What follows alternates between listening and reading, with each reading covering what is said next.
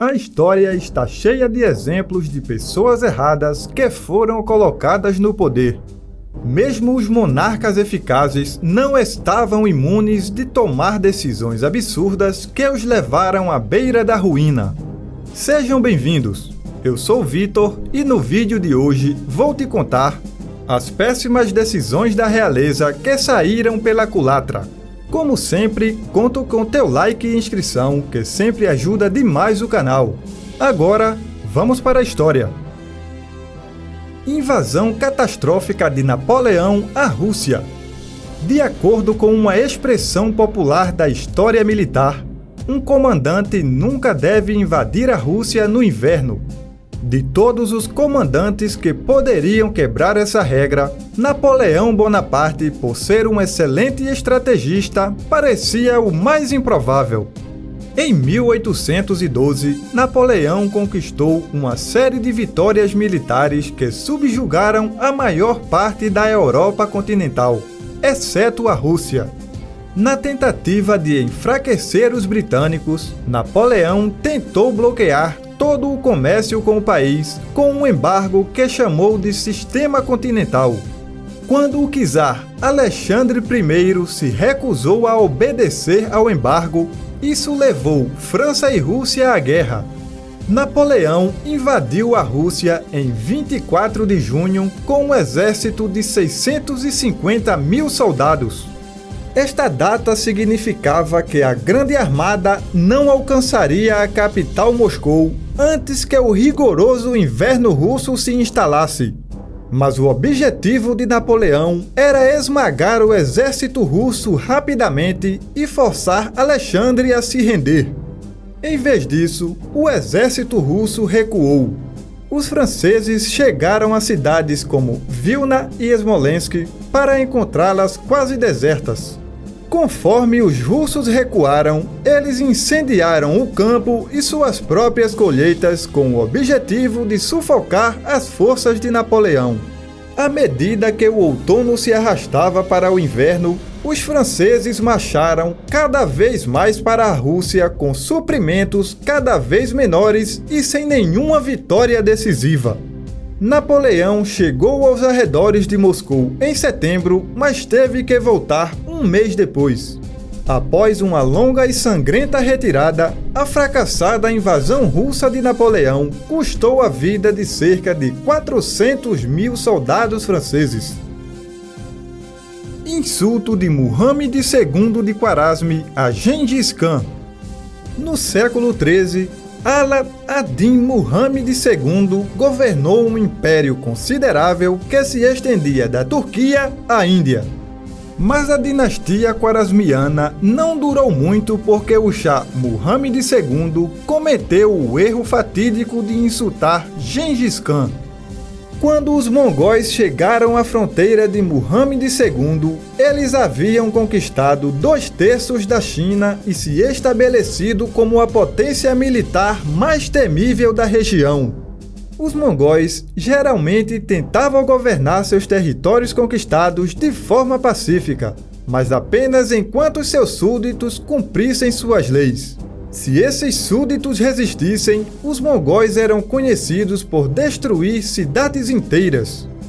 Gengis Khan inicialmente queria estabelecer comércio com os Khwarazmianos, mas o tio de Muhammad II, o governador territorial Inaltik, em vez disso, confiscou a caravana mongol e os executou.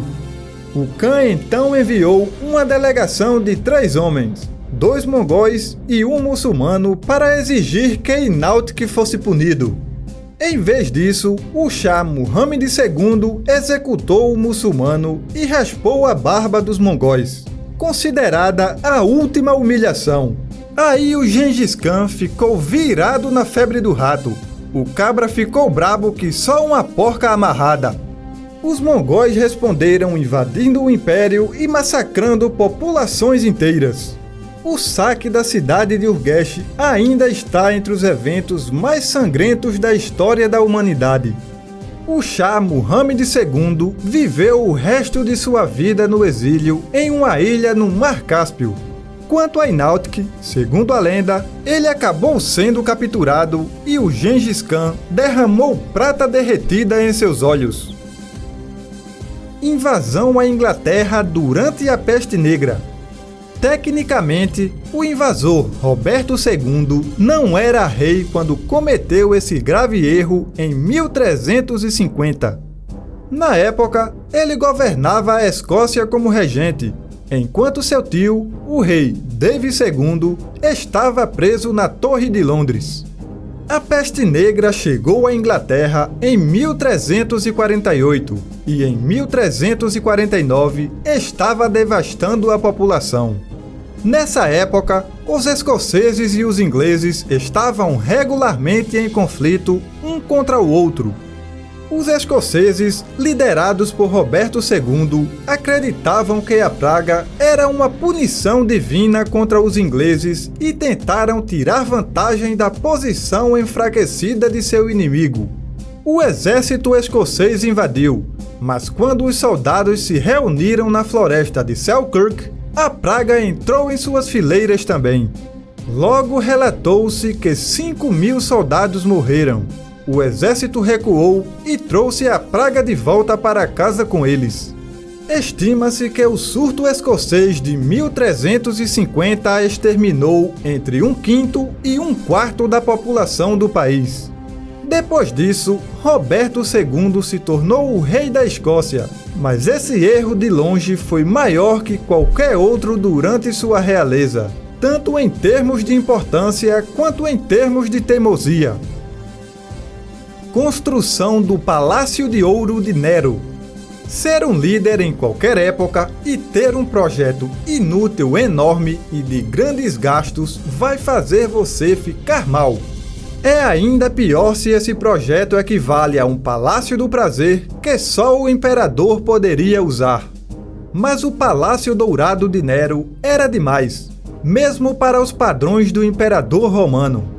Nero sempre se considerou um artista de gosto fantástico e, tendo poder quase ilimitado, permitia-lhe satisfazer suas vontades. Em 64 d.C., um grande incêndio se espalhou por Roma, destruindo a maior parte da cidade. Historiadores posteriores escreveram que, em vez de supervisionar a resposta ao incêndio, Nero ficou em seu palácio e tocou sua harpa.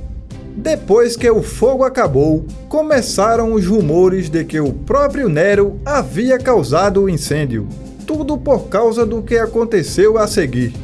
Em vez de dedicar recursos para reconstruir a cidade, Nero aproveitou a oportunidade para construir um novo palácio chamado Domus Aurea, ou Palácio Dourado.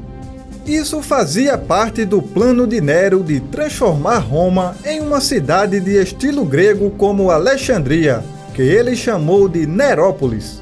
O projeto era tão caro que Nero teve que desvalorizar a moeda romana, o que gerou distúrbios. Por fim, o Senado e a Guarda Pretoriana se voltaram contra ele e o declararam inimigo do povo. Em vez de enfrentar a execução, Nero tirou a própria vida. A busca de Qin Shi Huang pela imortalidade. Muitos membros da realeza tentaram alcançar a imortalidade por meio de suas ações e realizações. Mas Qin Shi Huang tentou literalmente viver para sempre. Ele se tornou imperador em 221 a.C. e passou os últimos 10 anos de sua vida tentando enganar a morte. O imperador enviou todos os especialistas em medicina e ciência à sua disposição para vasculhar o país em busca de um elixir da imortalidade.